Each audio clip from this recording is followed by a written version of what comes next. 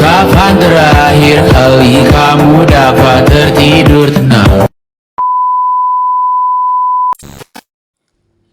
Assalamualaikum warahmatullahi wabarakatuh. Apa kabar teman-teman semua? Sebelumnya terima kasih sudah mampir ke channel saya. Hanya ada 2 tragedi besar dalam hidup Anda. Yang pertama adalah mendapatkan apa yang Anda inginkan. Yang kedua, orang lainlah yang mendapatkannya. Itu kata Oscar Wilde. Dan hari ini, pada kesempatan ini, kita akan mencoba mendapatkan apa yang akan Anda inginkan. Bersama dengan saya, Cindy Fatika Zahra, dengan nomor induk mahasiswa 2241 1040 3130 dari kelas 1 PBAC. Oke, langsung saja kita akan membahas tentang hakikat kemanusiaan manusia.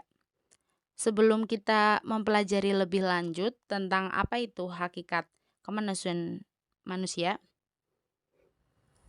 kita harus tahu dulu apa itu hakikat manusia.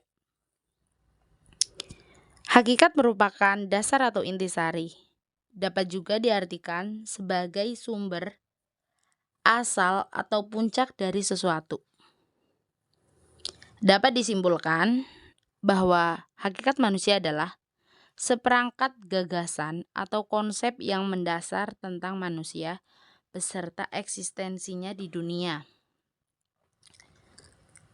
Pemikiran tentang hakikat manusia itu sudah ada sejak zaman dahulu. Dan pemikiran itu tuh masih ada sampai zaman modern sekarang ini. Di sini hakikat itu diartikan sebagai dasar atau intisari. Jadi itu hakikat itu merupakan dasarnya hakikat, dan merupakan sumber dan puncak dari sesuatu. Nah, di sini hakikat manusia itu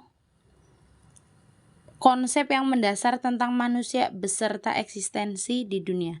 Eksistensi dapat juga diartikan keberadaan. Jadi, konsep yang mendasar tentang manusia beserta keberadaannya di dunia. Memikirkan dan membicarakan tentang hakikat manusia menyebabkan orang tidak henti-hentinya berusaha mencari jawaban yang memuaskan tentang pertanyaan mendasar mengenai manusia. Apa, dari mana, dan kemana manusia itu?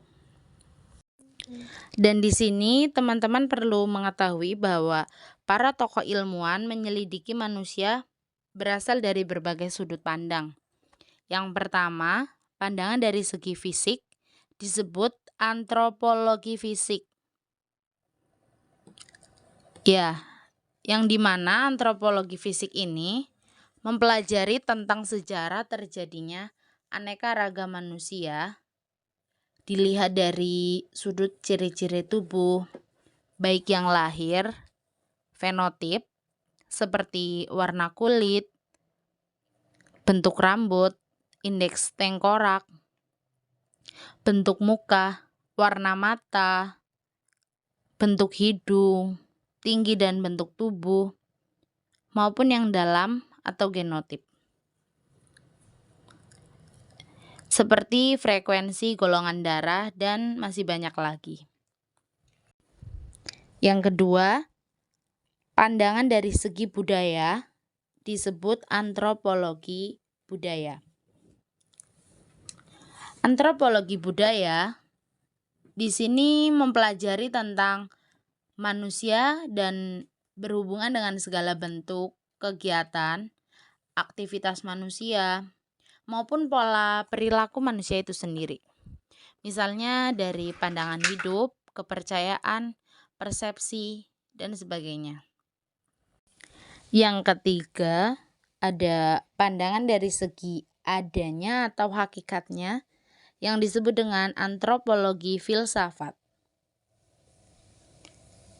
Antropologi filsafat mempelajari tentang apa sih manusia itu.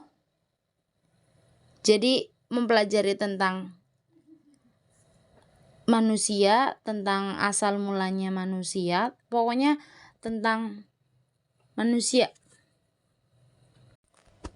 Berbicara mengenai apa itu manusia, ada 4 aliran atau pemahaman yang mengenai tentang manusia itu sendiri. Yang pertama, ada aliran serba zat, di mana aliran ini menganggap bahwa yang sungguh-sungguh ada hanyalah zat dan materi. Zat atau materi itulah hakikat dari sesuatu. Alam ini adalah zat atau materi, dan manusia adalah unsur dalam alam. Dari alam. Maaf. Maka, hakikat dari manusia itu adalah zat atau materi. Di sini manusia sebagai makhluk materi berarti keperluan-keperluan juga bersifat materi, mendapatkan kebahagiaan, kesenangan, dan lain sebagainya juga dari materi. Maka terbentuklah suatu sikap pandangan yang materialistis. Oleh karena itu, materi itu adanya di dunia, maka pandangan materialistis itu identik dengan pandangan hidup yang bersifat duniawi. Sedangkan hal-hal yang bersifat ukhrawi atau akhirat yang dianggap sebagai khayalan belaka. Itu menurut pandangan aliran serba zat. Yang kedua ada aliran serba ruh. Aliran ini menganggap bahwa segala hakikat sesuatu yang ada di dunia ini termasuk hakikat manusia adalah ruh. Ruh adalah sesuatu yang tidak menempati ruang, sehingga tidak dapat disentuh atau dilihat oleh panca indera. Berbeda dengan sebelumnya aliran zat, zat di sini bisa menempati ruang berapapun kecilnya zat itu, sedangkan ruh sendiri tidak dapat dilihat oleh panca indera dan tidak bisa menempati ruang. Dasar pikiran aliran ini adalah bahwa ruh itu lebih berharga dan lebih tinggi nilainya dibandingkan materi. Hal ini dapat dibuktikan dalam kehidupan di dunia ini. Misalnya seseorang yang sangat kita cintai, kita tidak mau pisah dengannya, tetapi ruh orang tersebut tidak ada pada badannya. Dia meninggal dunia, maka mau tidak mau kita harus merelakan dia dan dikuburkan.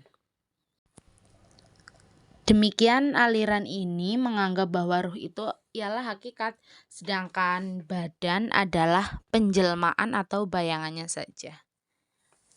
Dan yang ketiga ada aliran dualisme.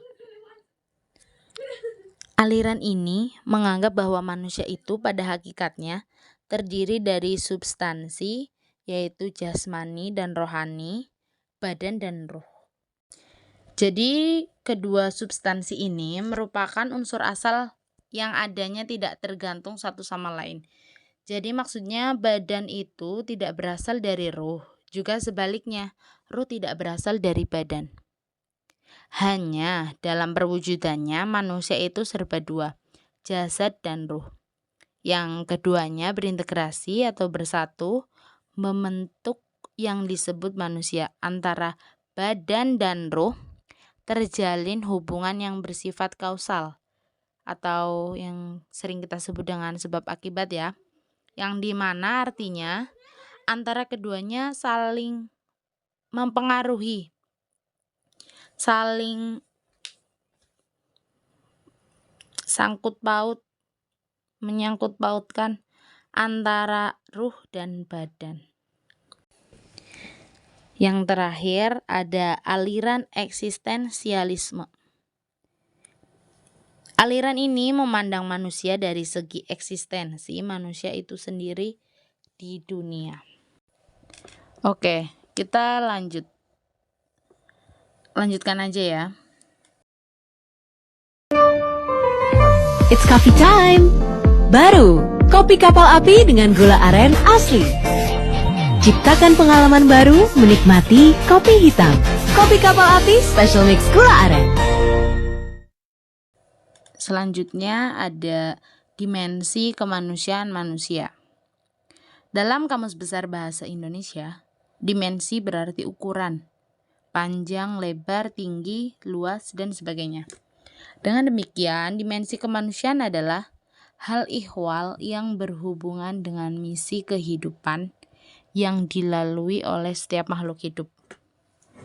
Oke, maksudnya di sini dimensi kemanusiaan itu hal ihwal. Hal ihwal itu apa sih?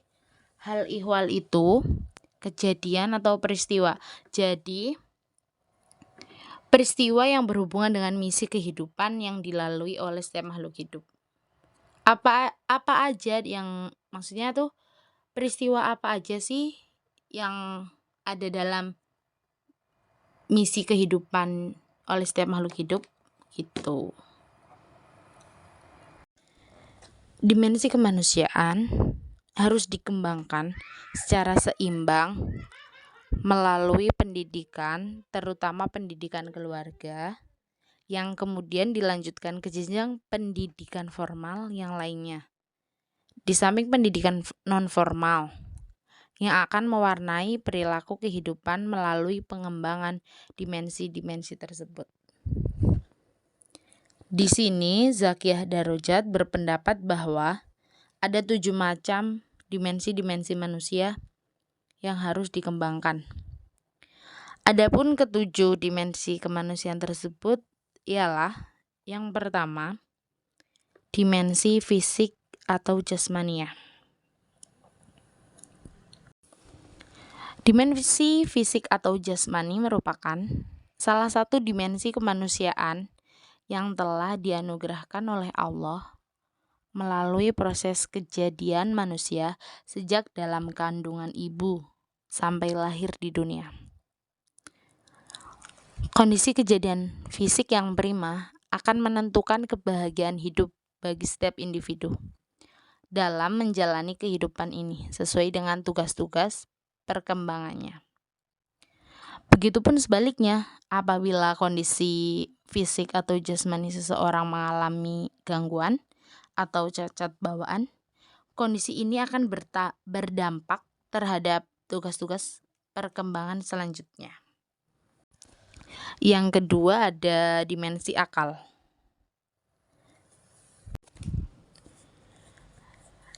Maksud dari dimensi akal ini, manusia sebagai makhluk yang paling indah dan tinggi derajatnya. Oleh karena itu, manusia dianugerahi dan dibekali oleh Allah berupa akal dan pikiran. Dengan akal dan pikiran tersebut, manusia dapat mengatasi berbagai permasalahan-permasalahan dalam hidupnya. Allah memberikan kelebihan dalam bentuk kesempurnaan kejadian kepada manusia. Di samping potensi-potensi yang tidak dimiliki sepenuhnya oleh makhluk ciptaan Allah yang lainnya, seperti potensi akal, nafsu, perasaan, hati, dan postur tubuh yang sempurna. Potensi-potensi tersebut sangat bermanfaat untuk mencapai tujuan hidup dan menunjang kehidupan manusia di atas bumi, serta berguna untuk menyelesaikan berbagai persoalan hidup yang dialami oleh manusia sendiri. Jadi kalau manusia ada masalah atau kejadian yang dialami oleh manusia tersebut, manusia akan menggunakan akal dan pikirannya untuk menyelesaikan masalah tersebut. Namun, kelebihan dalam bentuk kejadian dan kesempurnaan ciptaan tersebut akan dikembalikan oleh Allah kepada derajat yang paling rendah. Jika manusia tersebut lupa diri, tidak mensyukuri nikmat, durhaka, tidak melakukan kebaikan, merusak diri sendiri dan lingkungannya. Jadi Allah akan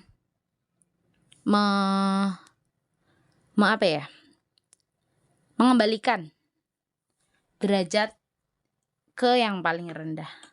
Jika manusia itu ada ujian misalnya, dia diberi sakit atau diberi ujian hidup, apakah dia masih mau mendekatkan diri kepada Allah atau dia akan semakin ingkar? Jadi kita harus kalau kita ada ujian hidup, usahakan kita itu lebih mendekatkan diri kepada Allah, berdoa dan memohon pertolongan kepada Allah.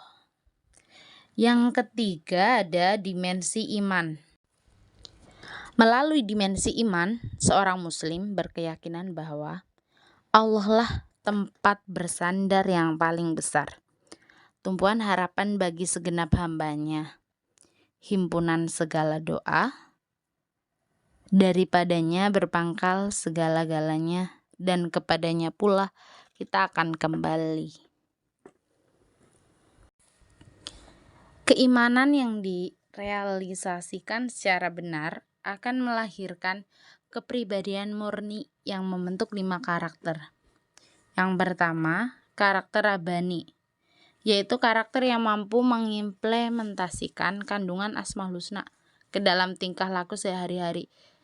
Maksudnya kita mengamalkan Asmaul Husna, kandungan dalam Asmaul Husna itu dalam kehidupan sehari-hari gitu.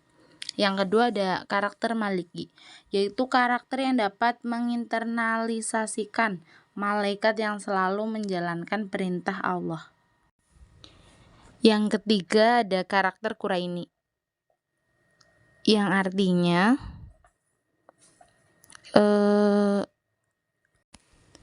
kemampuan untuk menginternalisasikan nilai-nilai Al-Quran dalam perilaku. Yang keempat ada karakter Rasuli, yaitu perilaku keseharian seorang muslim, di mana hendaknya mampu bersifat seperti Rasul yang mulia, jujur, amanah, tidak pernah berdusta, cerdas gitu. Yang selanjutnya atau yang terakhir ini karakter hari akhir, atau yang disebut mementingkan masa depan, di mana program kehidupan yang akan dijalani oleh setiap muslim disusun secara berkesinambungan, dilaksanakan dengan penuh konsisten, memiliki tujuan dan misi yang jelas. Oke, yang selanjutnya ada dimensi akhlak. Akhlak secara etimologis merupakan bentuk jamak dari kata hulukun, yang diartikan sebagai perangai atau budi pekerti, gambaran batin atau tabiat karakter. Kata akhlak serumput dengan kata halkun, yang berarti kejadian dan bertalian dengan wujud lahir atau jasmani. Akhlak merupakan pokok esensi ajaran Islam, di samping pula akidah dan syariah, karena dengan akhlak akan terbina mental dan jiwa seseorang untuk memiliki hakikat kemanusiaan yang tinggi.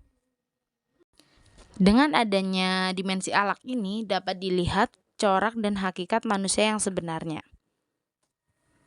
Yang kelima ada dimensi kejiwaan, yang keenam dimensi keindahan, yang ketujuh dimensi sosial kemasyarakatan.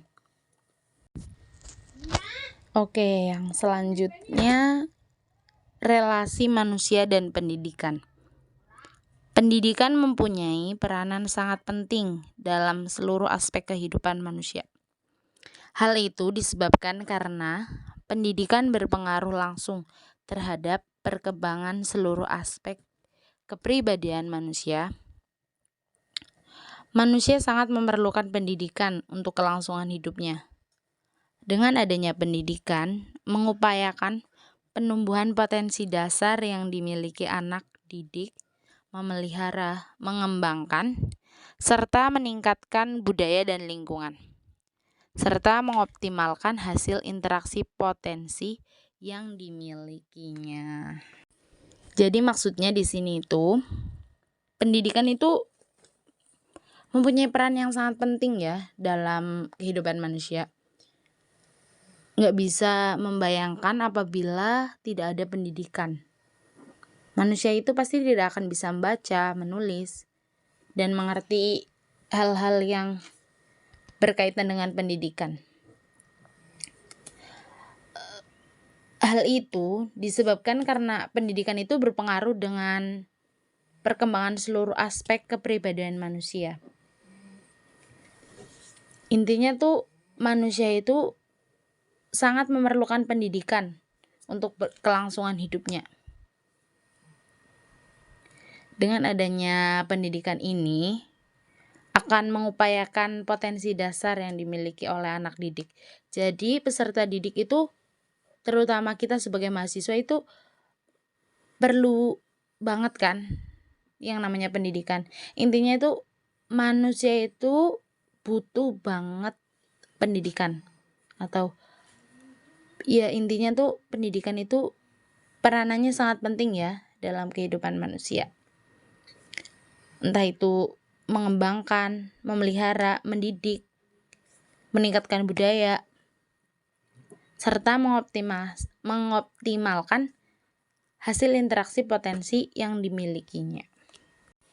Seperti yang dikatakan oleh Robert Lodge bahwa life is education and education is life. Artinya itu proses pendidikan merupakan segala intuisi atau ide atau gagasan yang berpengaruh terhadap pertumbuhan dan perkembangan manusia dalam hidupnya. Pertumbuhan dan perkembangan manusia dalam pendidikan ialah sebagai proses dari segala pengalaman belajar yang terjadi dalam segala lingkungan dan dalam waktu yang sepanjang hayat. Pendidikan merupakan hal yang mendasar yang menjadi kebutuhan hidup manusia. Pendidikan kemudian menjadi bagian inherent dengan kehidupan manusia. Pendidikan di sini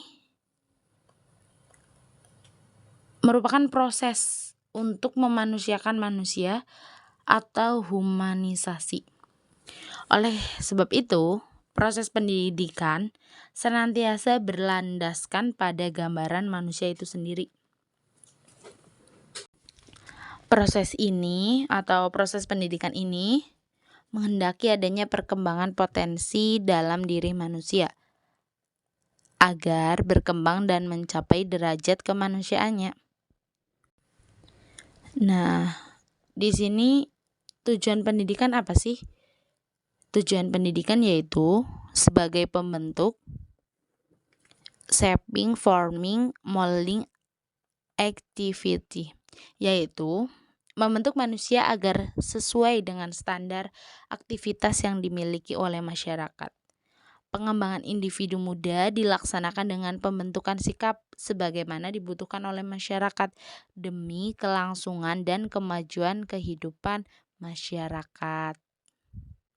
Oke teman-teman, jadi kesimpulannya yang dapat saya ambil dari penjelasan sebelumnya yaitu hakikat manusia adalah seperangkat gagasan atau konsep yang mendasar tentang manusia beserta eksistensi di dunia. Sifat hakikat manusia diartikan sebagai ciri-ciri karakteristik yang secara prinsipal membedakan manusia dari hewan. Oleh karena itu, kita sebagai mahasiswa dapat memahami pengertian hakikat manusia dan dapat menerapkan hakikat manusia di dunia pendidikan. Oke teman-teman, itu dulu yang dapat saya sampaikan. Kurang lebihnya mohon maaf. Apabila ada yang mau menyanggah atau bertanya bisa ditulis di kolom komentar ya. Jangan lupa subscribe and comment.